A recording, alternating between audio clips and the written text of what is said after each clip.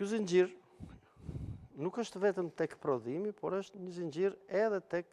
produktet e importit, që fillon me AKU dhe vazhdon pastaj në treg për të kontrolluar gjithë ushqimet, apo dhe ushqimet e tjera të cilat nuk janë prodhime të vendit, nuk janë fruta, perime, por janë produkte të importit të cilat kontrollohen. Sa kontrollohen dhe analizohen, ishte pyetje që ju bët, sot ne kemi laborator të kontrollit të këtyre produkteve ushqimore që prodhohen në vendin tonë, por edhe atyre që eksportohen, por edhe atyre që hynë nga importi tek ne. Kapacitetet, ne sot kemi laborator të kontrollit në varësi të AKU-s dhe laborator të referencës që është Instituti i Sigurisë Ushqimore dhe Veterinarisë. Kapacitetet deri sot më shumë i kanë mbuluar ISUF. Por nevojat kur prodhimi është rritur, kur konsumi është shtuar, kur nevojat për kontroll janë akoma më të shtuara dhe për të arritur dhe standardet e Bashkimit Evropian, me Bankën Botërore janë për të ndërtuar 7 laborator dhe pikat e inspektimit kufitar të cilat do të kontrollojnë produktet të cilat hyjnë në tregun shqiptar. Kështu që rritja e kapaciteteve laboratorike do të jetë një nga synimet tona kryesore për të cilat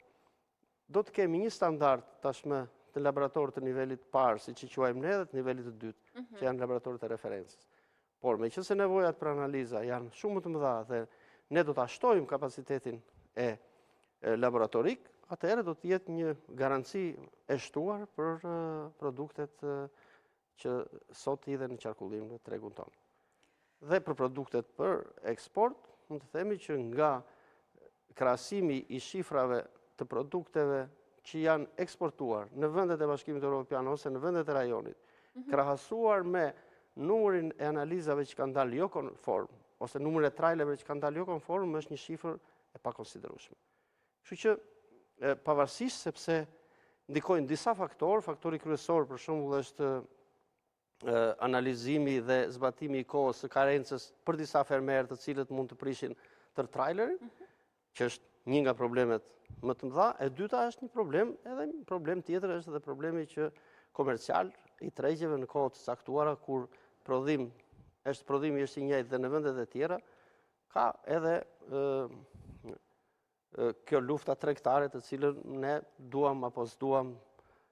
ekziston, por nuk duket, dhe për këtë Ministria ka një zgjidhje. Kemi menduar që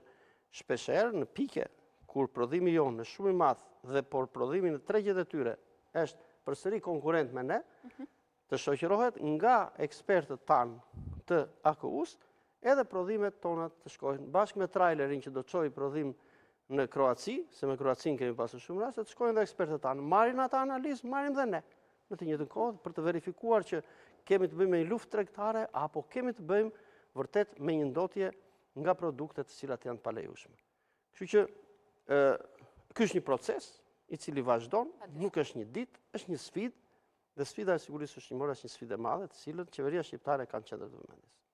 Besoj që të gjithë bashkë mund të bëjmë më të mirën që të arrijmë edhe këto detyra.